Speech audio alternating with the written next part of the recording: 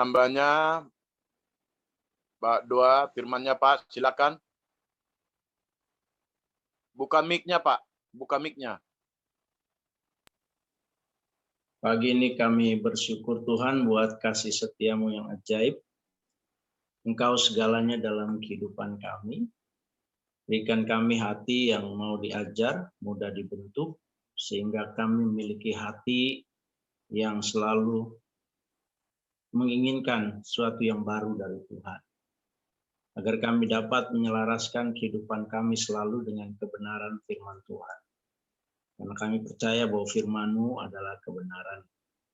Sebab kolong langit ini tidak ada satu nama yang diberikan yang olehnya manusia diselamatkan, kecuali dalam nama Yesus. Dan nama itu berkuasa atas segala kehidupan kami, menjamah kami, mengurapi kami, sehingga kami akan melihat bahwa tangan Tuhan yang ajaib selalu beserta dengan kami.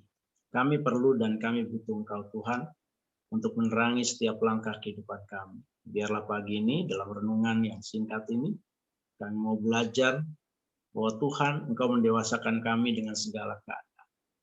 Makasih Tuhan, dalam nama-Mu kami serahkan firman ini. Haleluya. Amin. Shalom, selamat pagi Bapak Ibu Saudara yang dikasihi Tuhan. Selamat pagi. Kita akan belajar dari satu kebenaran firman Tuhan yang terambil dalam 1 Korintus pasal 13 ayat yang ke-11. 1 Korintus pasal yang ke-13 ayat yang ke-11. Demikian firman Tuhan. Ketika aku anak-anak, aku berkata-kata seperti kanak-kanak. Aku merasa seperti kanak-kanak. Aku berpikir seperti kanak-kanak. Sekarang sesudah aku menjadi dewasa, aku meninggalkan sifat kanak-kanak itu. Ya, saya ulangi. Ketika aku kanak-kanak, aku berkata-kata seperti kanak-kanak. Aku merasa seperti kanak-kanak. Aku berpikir seperti kanak-kanak. Sekarang sudah aku menjadi dewasa, aku meninggalkan sifat kanak-kanak itu. Nah, dalam rangkaian firman Tuhan dalam 1 Korintus 13 mengenai kasih, saudara, dalam ayat 11 ada dibahas tentang 3 hal yang ditulis oleh penulis di sini. Ketika dikatakan aku kanak-kanak, dikatakan aku berkata-kata, aku merasa, aku berpikir. Jadi dalam pelayanannya saudaraku, kadangkala kita sering sebagai hamba Tuhan, sebagai orang percaya, kadangkala saudara sifat kekanak-kanakan ini kadangkala tidak sengaja, saudara. Kadang-kadang muncul di dalam kehidupan kita sehari-hari, entah itu bercanda, entah berbagai hal yang kita lakukan, kadang-kadang tanpa sengaja sifat kanak-kanak itu timbul. Tapi yang saya bahas di sini, saudaraku, adalah kenapa banyak orang yang saat ini juga, saudaraku, baik itu pelayan Tuhan, siapapun, kadang-kala saudara akan kita jumpai baik itu di kantor, di rumah, di gereja, dimanapun. Sifat kekanak-kanakan ini kadang-kala tiba-tiba muncul, saudaraku, tanpa kita sadari. Nah, kenapa saudaraku banyak orang berkata, kita kan sudah dewasa. Orang kalau dibilang anak kecil, pasti nggak mau kalau kita sudah dewasa. Dan kadang-kala juga, saudara, ketika kita mungkin jabatan kita tinggi, atau kita mungkin sebagai orang tua, kadang-kala ketika kita mungkin ada yang mengingatkan, kadang-kala kita berkata, tahu apa kau anak kecil, gitu. Nah, kadang-kadang kita seperti itu. Nah, tapi saudara, kalau saudara baca dari ayat pertama tentang kasih ini, saudaraku, ini apa? Ini pada akhirnya mengingatkan kita, kadang-kala saudaraku, kita juga sulit untuk keluar dari sifat kekanak-kanakan ini. Nah, mengapa banyak orang masih belum dapat meninggalkan sifat kekanak-kanakan? Ya, sifat kekanak-kanakan. Ada beberapa hal, tadinya saya membahas beberapa hal, tapi karena waktu, kita akan membahas 3 hal saja. Mengapa banyak orang masih belum dapat meninggalkan sifat kekanak-kanakan? Yang pertama, banyak orang tidak mau berubah menjadi dewasa karena terbuai di zona nyaman. Nah, saudaraku, banyak orang tidak bisa berubah menjadi dewasa karena merasa nyaman gitu. Kalau sudah ada kedudukan, maunya dilayani terus, saudaraku, tidak mau berubah. Ya. Segala-galanya, saudaraku, menjadi lambat. Dulu mungkin ketika kita belum sukses, kita merasa, oh segala-galanya kita kerjakan sendiri.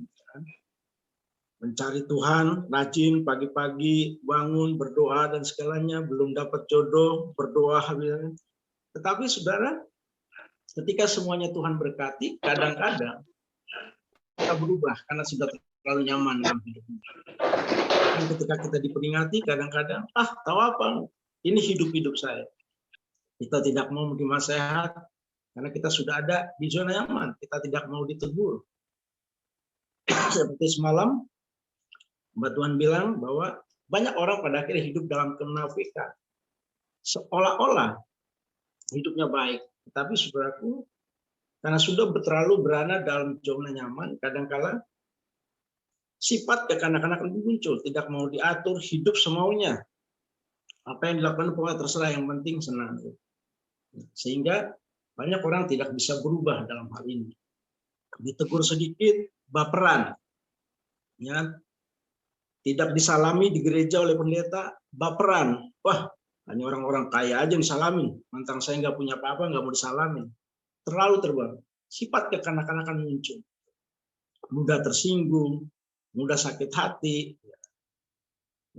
Sifat kekanak-kanakan itu. Kenapa?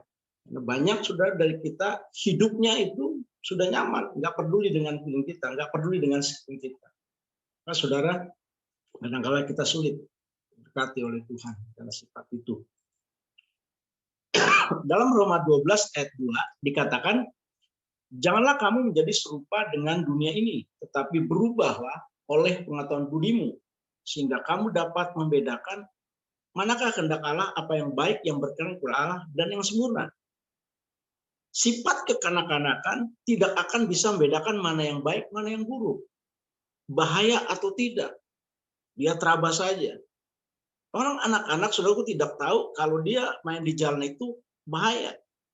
Nah, kadang-kala saudaraku, banyak pelayan Tuhan, hamba Tuhan sudah tahu, ya kan? Bergosip itu tidak baik, ya kan? Membenci itu tidak baik.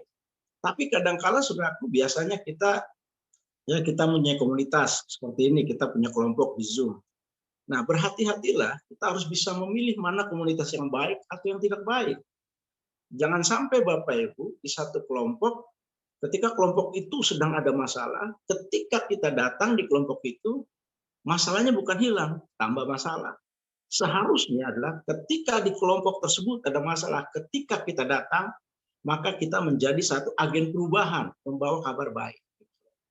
Sifat kekanak-kanakan ini, saudaraku, sangat sulit ketika kita tidak mau berubah. Maka Roma katakan, jangan kamu menjadi serupa dengan dunia ini, tetapi berubahlah oleh pembaruan budimu, sehingga kamu dapat membedakan manakah kehendak Allah, apa yang baik, yang berkenan kepada Allah, dan yang sempurna. Jadi banyak orang sulit berubah dari sifat kekanak-kanakan karena terlalu berada dalam zona nyaman. Segalanya sudah tersedia. Sehingga dia lupa bahwa banyak hal yang harus dia kerjakan dalam kehidupannya. Dalam Ibrani dikatakan, Ibrani 5 ayat 12 dan 14 dikatakan seperti ini. Sebab sekalipun kamu ditinjau dari sudut waktu, sudah seharusnya menjadi pengajar. Kamu masih perlu lagi diajarkan asas-asas pokok dari pernyataan Allah, dan kamu masih memerlukan susu, bukan makanan keras. Banyak saudara dari kita, hamba Tuhan, baik orang percaya apapun, ketika ditegur, yang saya tadi katakan, saudaraku, mudah tersinggung. Kenapa? Kita masih memerlukan susu. Ketika ada firman yang begitu keras, ketika ada firman yang begitu menegaskan kita untuk berubah, kita seolah, wah, susah ini. Tetapi dikatakan dari sudut waktu, sudah kita harus sudah makanan keras. Sebab barang siapa masih memerlukan susu, tidak memahami ajaran tentang kebenaran. Sebab Amen. ia adalah anak kecil. Tetapi makanan keras adalah untuk orang dewasa, yang karena mempunyai panca indera yang terlatih untuk membedakan yang baik pada yang jahat. Jadi saudara, Bapak Ibu yang terkasih, ya, tadi saya bahas di awal, ya, kita berkata-kata, kita berpikir, kita merasa seperti anak-anak. Ketika kita dalam perenungan, coba kita lihat kadangkala sifat itu muncul. Ketika kita mudah tersinggung, oh Pak Pendeta, kita kan masih manusia, wajar saja tersinggung. Oke, saudaraku, tapi dengar baik. Ketika kita berada di dalam di satu kehidupan yang rohani, maka saudara kita harus melatih kehidupan kita untuk tidak lagi berpikir, merasa, dan berkata seperti anak-anak. Kita adalah orang dewasa yang mampu membedakan mana yang baik. Dan saudara, entah berapa banyak yang sudah kita lakukan dalam kehidupan kita, kadangkala kita bertindak seperti anak-anak. Ketika kita tersinggung di dalam gereja, kita tidak mau lagi beribadah, ya sudahlah. Ketika kita tidak diperhatikan saja, sudah kadangkala sudahlah, gereja tidak memperhatikan. Tetapi saudara, sebagai orang yang percaya kepada Tuhan, mari kita tinggalkan sifat kekanak-kanakan itu, kita menjadi orang yang dewasa di dalam Tuhan. Yang kedua, mengapa orang banyak sulit meninggalkan sifat kekanak-kanakan? Karena yang kedua dikatakan selalu ingin diperhatikan dan dilayani. Nah, repot saudara. Ya kan? Kalau kita sebagai pelayan Tuhan, kita sebagai pekerja Tuhan, kita selalu ingin diperhatikan, layani. Saudaraku, ketika kita percaya mengaku Yesus adalah Tuhan sebagai juru selamat kita, hari itu juga kita harus menyadari bahwa kita menyerahkan kehidupan kita kepada Tuhan. Ketika orang lain, lingkungan kita tidak memperhatikan kita, tidak usah saudara, tidak usah kita mengeluh. Tetaplah percaya bahwa ketika orang tidak memperhatikan kita, tetapi Bapa di surga, dia selalu bersama-sama dengan kita. Dia selalu memperhatikan kehidupan kita. Ketika kita sakit, ketika kita lemah, mungkin kita sebagai orang tua, sebagai opung, mungkin kita berkata kadang-kala, mana anak-anakku sekarang sudah besar-besar, sudah lupa. Mana sekarang? Tapi hari ini saya katakan, sekalipun kita berada dalam lembaga kelaman, Tuhan tidak pernah meninggalkan kita. Pemazmur berkata bahwa Dia yang memegang tangan kita. Dia membaringkan kita di padang berumput hijau. Dia memberikan sekalipun dalam lembah kekelaman, Pemazmur katakan, aku tidak takut bahaya. Kenapa? Karena Tuhan yang memegang tangan kita. Bapak Ibu Saudara yang dikasihi Tuhan. Mungkin saat ini engkau merasa sebagai orang tua, mana anak-anakku pergi, dan aku seorang percayalah bahwa Tuhan masih tetap memegang tangan Bapak Ibu Saudara yang dikasihi. Dan dikatakan tugas kita layani seorang kan yang lain sesuai dengan karunia yang diperoleh tiap sebagai pengurus yang baik. Jika ada orang berbicara, baiklah berbicara sebagai orang yang menyampaikan firman Allah. Jika ada orang melayani, baiklah yang melakukan dengan kekuatan dianugerahkan Allah supaya Allah dimuliakan dalam segala sesuatu, karena Yesus Kristus ialah mempunyai kemuliaan dan kuasa sampai selama-lamanya. Jadi saudara, ketika kita berada di dalam tangan Tuhan, maka saudaraku, jangan pernah kita berpikir selalu ini diperhatikan, dilayani. Tetapi yang terbaik adalah mari kita bersama-sama melayani. Karena dalam Matius pasal 20 dikatakan seperti ini. Tidak demikian di antara kamu. Barang siapa ingin menjadi besar di antara kamu, hendaklah yang menjadi pelayanmu. Dan barang siapa yang menjadi terempuan di antara kamu, hendaklah yang menjadi hambamu. Sama seperti anak manusia datang bukan untuk dilayani, melainkan untuk melayani, untuk memberikan nyawanya menjadi tebusan bagi banyak orang. Bapa di surga, Yesus Kristus, saudaraku, dia mengajarkan menteladan bahwa Bapa di surga datang saja bukan untuk dilayani, tapi untuk melayani. Maka saudaraku, kadang-kala ketika sifat kekanak-kanakan ini datang, merasa orang tidak bisa berubah karena selalu ingin dilayani. Tetapi saudara, Yesus berkata, aku datang bukan untuk dilayani, tapi untuk melayani. Amin. Jadi Bapak Ibu Saudara yang terkasih, sesulit apapun, ya kan? Mungkin bangun pagi ini agak sulit gitu ya untuk kita berdoa. Tapi sesulit apapun, mari kita keluar dari zona nyaman, saudaraku ya. Nah, ada satu kalimat yang sering saya dengar kalau azan subuh itu, Bapak Ibu. Bunyinya begini kalau azan subuh. Asyalatul khairul minana, asyalatul khairul minana. Itu dalam bahasa Arab artinya berdoa itu lebih baik daripada tidur. Tapi banyak orang percaya tidur lebih baik daripada berdoa. Nah, hari ini mari kita tinggalkan sifat kekanak-kanakan itu. Hebat juga. Jangan ingin terus dilayani. Mari kita melayani, latih tubuh kita. Bangun pagi, kita cari Tuhan. Ya. Jangan sampai ketika kita sudah diberkati, ketika kita sudah mendapat pekerjaan, ketika apa yang kita minta sudah diberikan, akhirnya kita ingin dilayani. Mari, Yesus katakan, aku datang ke muka bumi ini bukan untuk dilayani, tapi untuk melayani. Yang terakhir, kenapa orang sulit keluar dari sifat kekanak-kanakan? Karena banyak orang tidak dapat bertanggung jawab untuk dirinya dan banyak hal. Efesus berkata, pasal 5 ayat 15, karena itu perhatikan dengan seksama bagaimana kamu hidup. Jangan seperti orang bebal, tetapi seperti orang arif. Dan pergunakan waktu yang ada karena hari-hari ini adalah jahat. Sebab itu janganlah kamu bodoh, tetapi usahakan supaya kamu mengerti kehendak Allah. Nah, orang yang dewasa itu, saudaraku, dapat memperhatikan hidupnya. Dia berpikir dengan baik, saudara. Dia mengusahakan sesuatunya dengan baik. Tetapi sifat kekanak-kanakan kadang-kala masa bodoh dengan dirinya. Lalu ketika dalam kesulitan baru dia merengek-rengek cari Tuhan. Nah, sebagai orang dewasa pagi hari ini, Bapak Ibu, mungkin banyak hal yang masih belum kita dapat rasakan dan kita nikmati. Hari ini perhatikan dengan seksama bagaimana kita hidup. Apakah masih ada sifat kekanak-kanakan? Ketika kita ditegur seseorang, kita tersinggung, kita mudah marah, kita mudah membenci. Mari kita perhatikan bagaimana kami hidup. Jangan seperti orang bebal, tetapi seperti orang arif. Dan pergunakan waktu yang ada. Nah, dalam waktu yang singkat ini, seperti pagi ini, pergunakan untuk mencari dan memuliakan Tuhan. Dan saya sangat percaya, Bapak Ibu, ketika kita tinggalkan sifat kekanak-kanakan, dan kita bersikap dewasa, segala sesuatunya, masalah yang kita hadapi, kita bawa kepada Tuhan. Tuhan akan selalu memberikan jalan keluar yang penuh harapan. Karena Tuhan selalu menepati janjinya. Apa yang Bapak Ibu minta pagi hari ini? Apa yang Bapak Ibu cita-citakan? Percayalah bahwa Tuhan pasti akan mengabulkannya.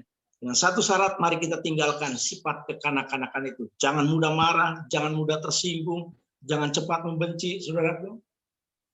Tetapi mari kita dewasa di dalam Tuhan untuk menjadi alat kemuliaan bagi namanya. Haleluya. Amin. Mari kita berdoa. Bapa Surgawi, terima kasih buat firman-Mu hari ini yang mengajarkan kami untuk kami meninggalkan sifat kekanak-kanakan, untuk kami maju terus di dalam kebenaran firman Tuhan. Kami tidak mudah menyerah, tidak mudah kecewa, tidak mudah sakit hati, tidak mudah kepahitan, tetapi kami akan terus tegar, berdiri di kedua kaki kami dengan tangan Tuhan yang berada bersama kami untuk kami dapat melalui segalanya. Dan biarlah firman itu Tuhan menjadi pengharapan dalam hidup kami, menjadi kekuatan dalam hidup kami untuk kami melangkah ke hari-hari yang ke depan ini Tuhan. Terima kasih. Haleluya. Amin.